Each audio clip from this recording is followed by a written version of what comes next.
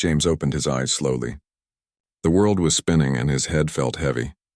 Above him, 2 pale moons shone through the dark sky, and strange glowing plants lit the forest floor. His ears rang, and for a moment he could not remember where he was or how he had ended up here. Then he felt it. Hands, not human hands, but strong and rough, pulling at him. He turned his head and saw them. 10 tall figures surrounded him. They were not men. They were not human. Their skin shimmered like starlight, dark with glowing blue patterns that pulsed softly as they moved. Each of them carried long spears with curved blades that glinted in the moonlight. Before James could speak, one of them bent down and tied his wrist together with something that looked like a vine but felt alive, like it was moving around his skin.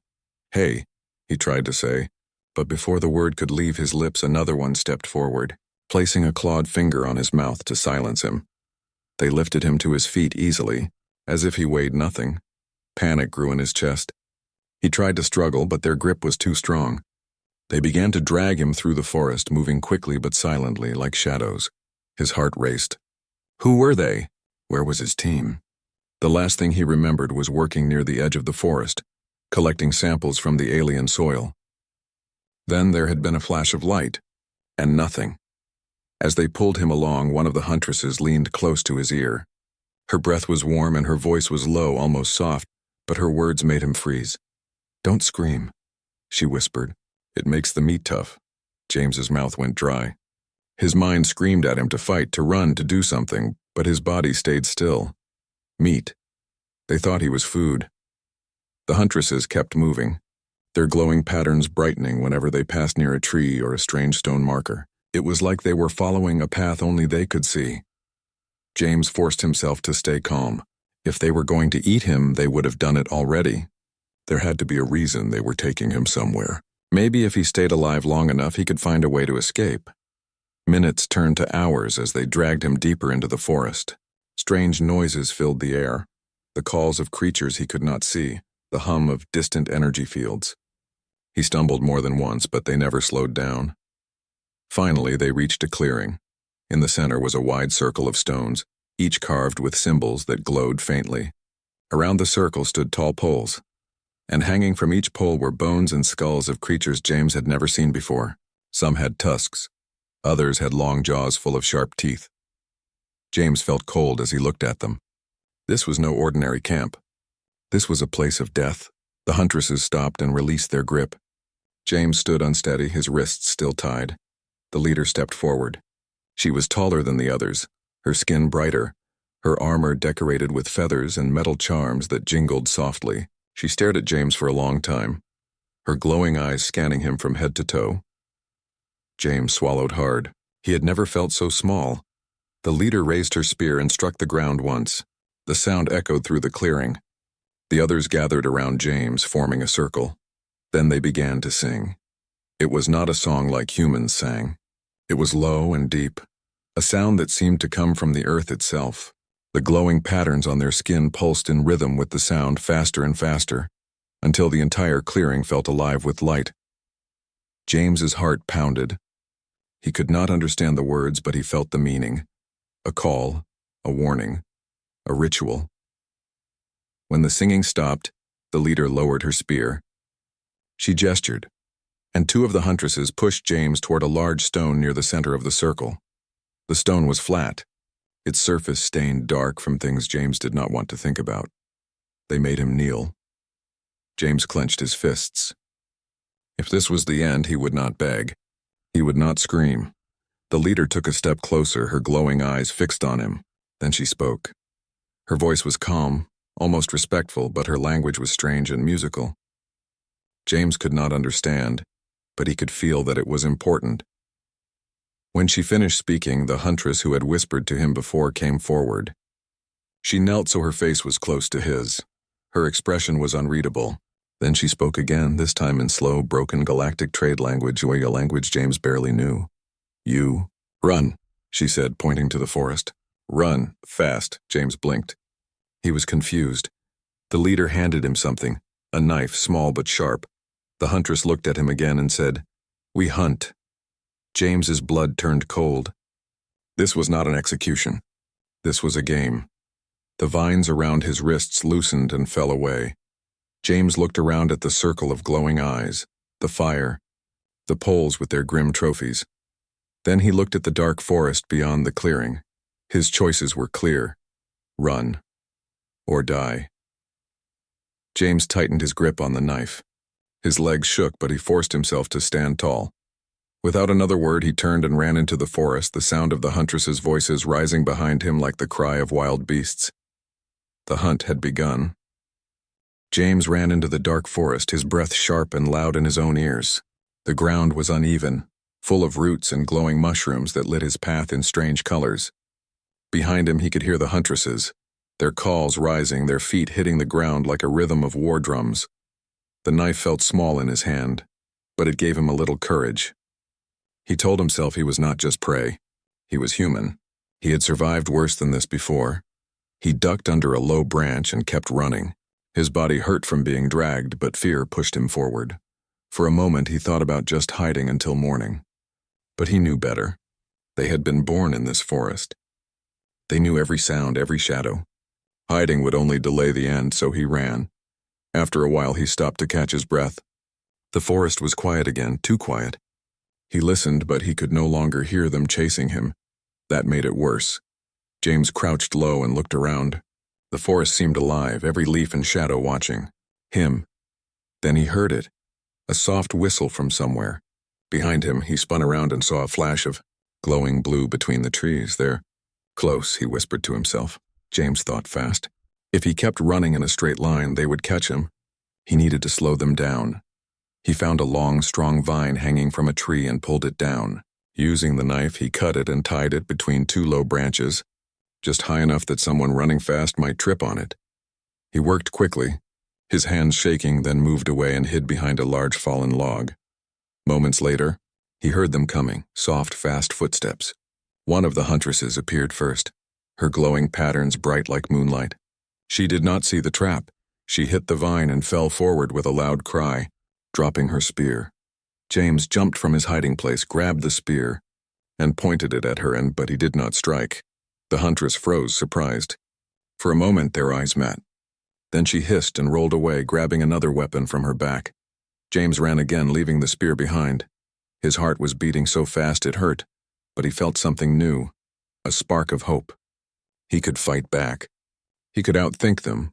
Hours passed as the chase went on.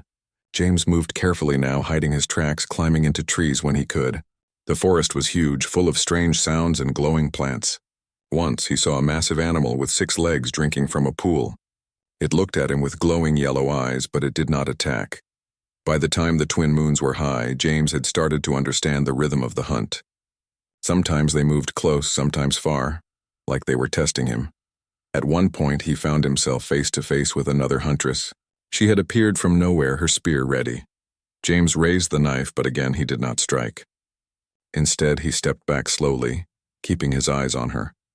To his surprise, she lowered her spear and smiled, just a small, quick smile, before vanishing back into the trees. James frowned. Why would she smile? He realized something then. This was not just a hunt to kill him. This was a test. They wanted to see what he would do. That gave him strength. Near dawn, James found a narrow canyon with sharp rocks at the bottom.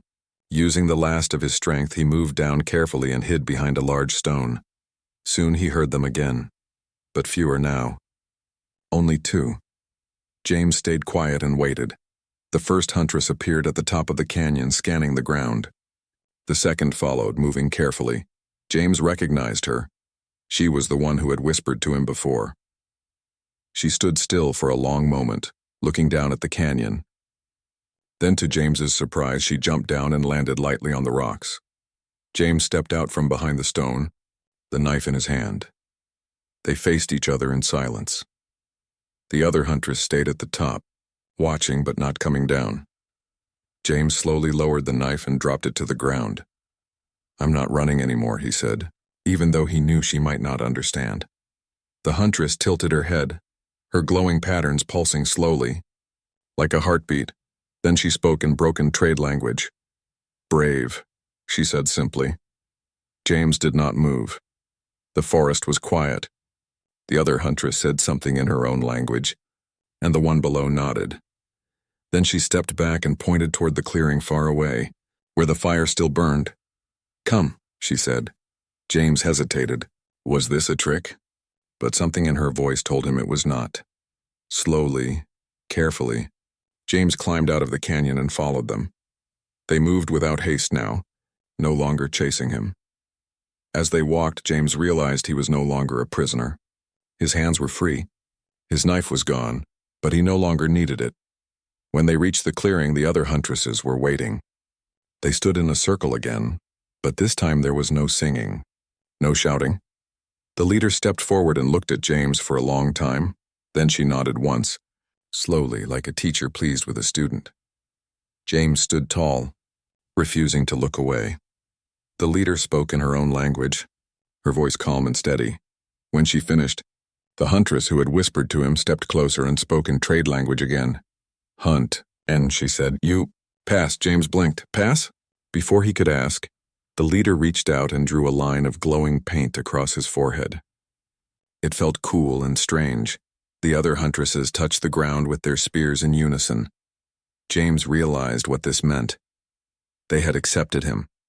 The hunt was not just about survival. It was about proving worth. James felt both exhausted and proud. The whispering huntress leaned close one last time.